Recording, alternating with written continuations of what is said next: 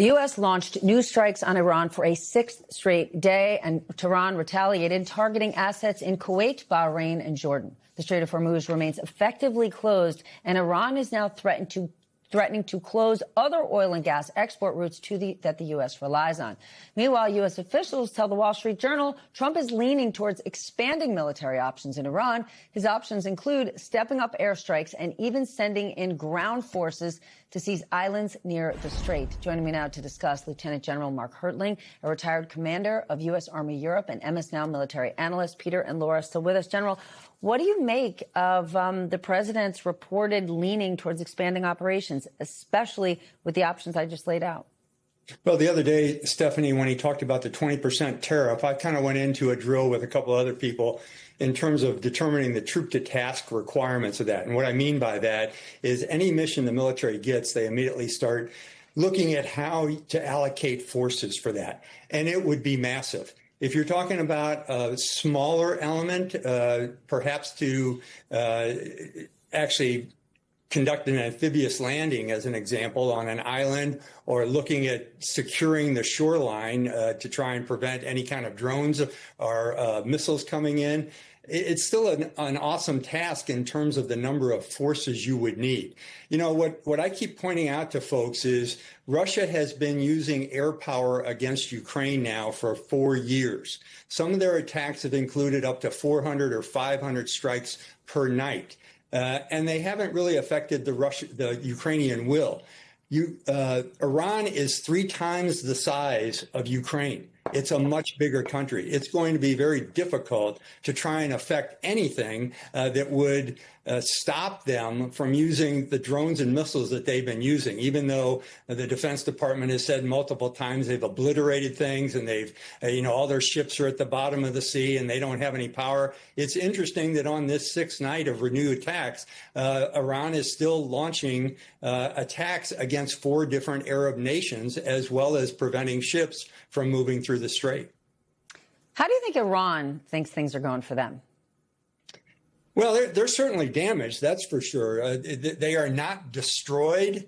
They are not defeated. They still have capabilities, and they still have a lot of, I would suggest, ammunition in the mountainous regions. They can reallocate and readjust, and they've been doing just that. You know, they know that their citizens are being killed, but they're also measuring some other factors. What is the will of the IRGC? What is the will of the Ayatollah? How are the people supporting this? They've been attacked, and they've had several thousand citizens killed by U.S. airstrikes. So I'm sure they're conducting a metric assessment in terms of how much longer can they support a conflict against the United States. And they know when they're considering their enemy, us, that we have timelines, the president has some timelines that he has to accomplish. And he's not doing that. So they're assessing it just as we are. It is not anything more than a stalemate right now. And I don't think it could conclude in anything more than a draw. Military power is not going to end that. We've seen that, again, in the Russian campaign against Ukraine. No matter how many times you bomb a country, that doesn't bring them to the conference table. You've got to do more things than that.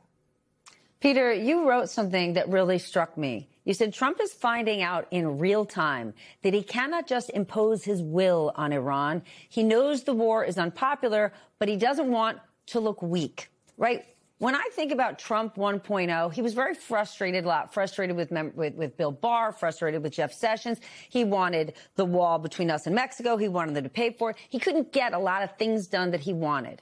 In Trump 2.0, I saw him January, February. He seemed really, really happy in that White House. Nobody was stopping him. But this war in Iran, is this the most uncertain and frustrated we have seen him in office?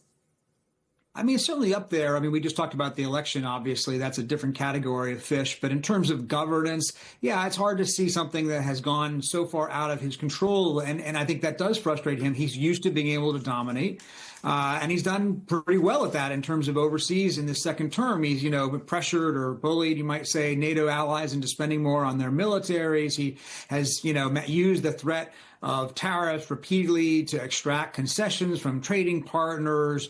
He managed this snatch and grab in Venezuela that basically gave him control of another country without a whole lot of seeming, difficulty. And so I think he got used to the idea that things were working his way and then he could bull his way through any challenge. And Iran is a different kettle of fish, as the general was just talking about. It's not going to simply bow down to him. It's not going to simply cater to him. And the problem is that the increasing military force at this point, given the bombardment that Iran has already endured, doesn't seem like it's going to change his calculations. So he doesn't seem to have a strategy going forward. He seems to be kind of flailing, looking for something that's going to work.